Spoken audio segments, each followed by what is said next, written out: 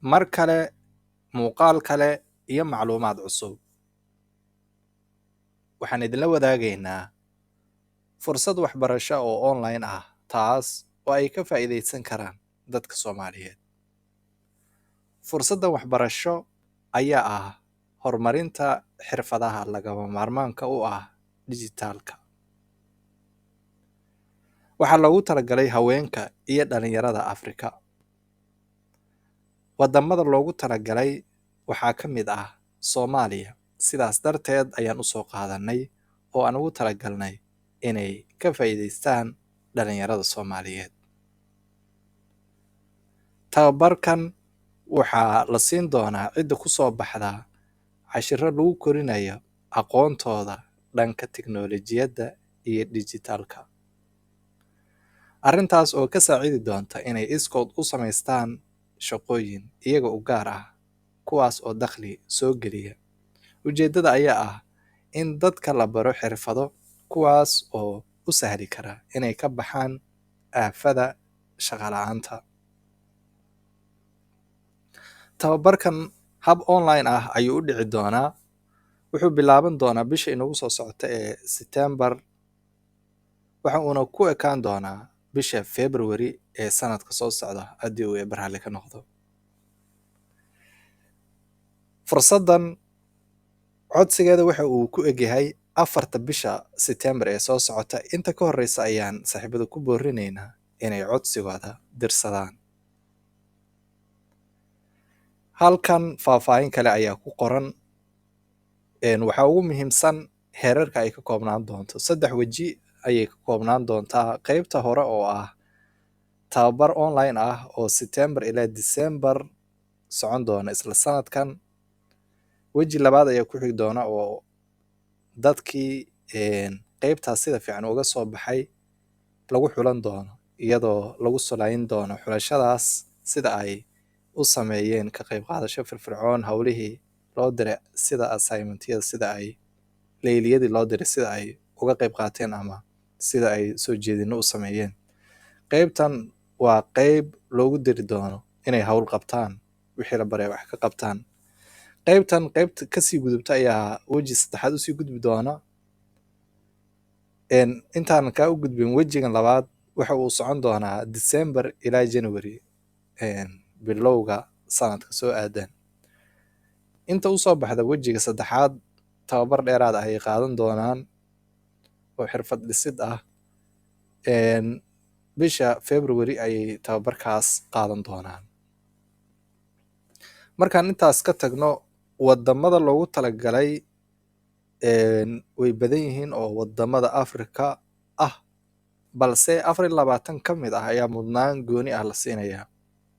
24kaas waxaa ka mid ah Soomaaliya. Taasna waa mid dhalinyarada codsanaya fursad gaar ah siin doonta. Shuruudaha ku xiran inaad tababarkan codsato shuruudo aad u adag ma aha. Waxaa ka mid ah inuu qofka danaynayo inuu horumariyo, ma uu jecel yahay inuu kor u qaado xirfadiisa dhanka tiknoolajiyadda ah.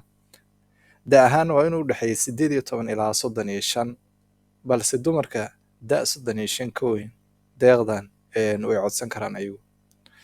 Waxyaabaha kale la iska rabo waxaa ka mid ah xiriirka aad ku samayn karto luqadda Ingiriiska, qoraal iyo hadalba inuu wanaagsan yahay, inaad aqoon u leedahay kombiyuutarka, iyo sidoo kalena aad heli karto laptop iyo internet.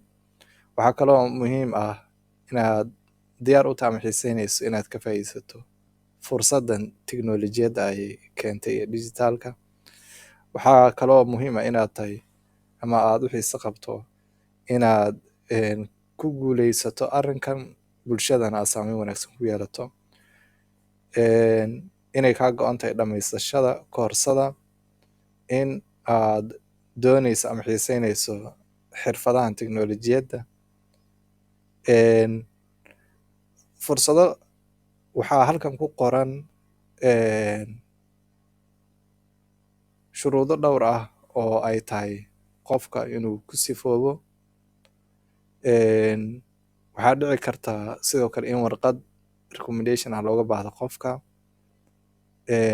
ardayda jaamacada kasoo baxayna waa mudnaan gaar ah ayay sii heli doonaan. Macluumaadkaas ku xayndaaban ee furaha u ah inaad fursadan ka faa'iidaysatid markaan ka tagno, halkan waxaa ku qoran ciwaanada chapteriska aad qaadan doonto. Marka ciwaanadan ayay ka koobnaan doonaan. Waa ciwaano muhiim ah runtii oo xirfadaada haddii si dhab ah aad markaas uga faa'iidaysato noloshaada wax kusoo kordhin doona xirfadahaaga nololeed. Jabtaradaas ayaad qaadan doontaa aad ku tirada badan. Halkan macluumaad dheeraad ah ayaa ku xusan. Macluumaadkaas oo ah in aad heli doonto shahaado haddii koorsadan aad dhamaysato ood ka qaadan doonto macadkan UNITAR, macadka qaramada midoobay u qaabilsan dhanka tababarada iyo cilmi baarista. Qofka laakiin waa inuu koorsada waxyaabihii ku xayndaabnaa ama gudaheeda ku jiray sida leyliyada iyo waxyaabaha la isku diro inuu si wanaagsan uga soo baxo. Koorsadan waa free, wax lacag ah qofka lagama qaadayo. Kharashka ku baxay iyo waxaas oo dhan dowladda Japan ayaa bixisay. Waxaa xusid mudan in intaan la gaarin 4 September deeqdan la codsan karo. Markaan intaas aragno waxaan usii gudbaynaa qaybtan ah ay ku qoran tahay apply here. Waxaan usii geli doonaa gudaha. Gudaha marka halka imaano shax yar ayaa ku qoran oo koorsada si faahfaahinaya si kooban. Koorsada nooceeda waa online ahaanaad ku qaadanaysaa. Xilliga ay bilaabanayso waa 4 September ilaa 29 February 2024. 6 bilood ayay socon doontaa. Wax lacaga lagama rabo. Waxay ku bixi doontana waa luqadda Ingiriiska. Kolomyadan waad sii furi kartaa. Waxaa ku qoran xog u badan wixii aan horey kusoo aragnay. Halkan ay ku qoran tahay apply ayaad ku dhufanaysaa. Apply here halkan ay ku qoran tahay. Markaad halkan ku dhufato qaybtan hadda noo soo baxday waxaa ka horeysa qayb kale oo uu ku leeyahay waxaad samaysataa iska diiwaangeli, waxaad ku samaysataa akoon ku samayso. Hadda halkan akoon ayaan horey u sameeyey, sidaas ayuu hadda ani ii soo gudbiyey. Markaad akoonkaa samaysato qaybtan ayuu kuu soo gudbin doonaa. Qaybtan waxaa ku qoran su'aalo yaryar. Su'aalahaas yaryar ayaad ka jawaabaysaa. Markaad ka jawaabto waxaa xige eed samayn doonto waxay noqon doonaan inaad halkan iska diiwaangeliso. Uma baahna hawl dheer in kaliya su'aalahaas inaad ka jawaabto. Haddii aan dib ugu laabanno qaybta ka horeysa ee aad ku samaysanayso akoonka ama bar aad page-ka uga samaysanayso, kan hadda ii furan ayaan xirayaa si aan u aragno. Halkan waaye halka marka ugu horeysa kuu soo baxaysa. Haddii aad ku leedahay akoon bar, halkan ayaad gelinaysaa emailkaaga iyo passwordka aad u samaysatay. Haddii aadan horey ugu lahaynna halkan ay ku qoran tahay create ayaad ku dhufanaysaa. Halkan ayaad ku dhufanaysaa si aad mid cusub u samaysato. Halkan email ayaad gelin doontaa. Password ayaad u samaysanaysaa. Isla passwordka ayaad ku celinaysaa. Magacaaga koowaad,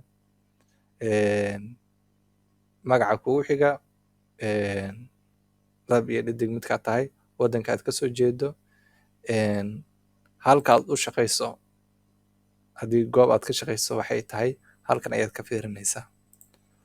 Markaad intaas samayso halkan ay ku qoran tahay Me Robot ayaad ku dhufan doontaa.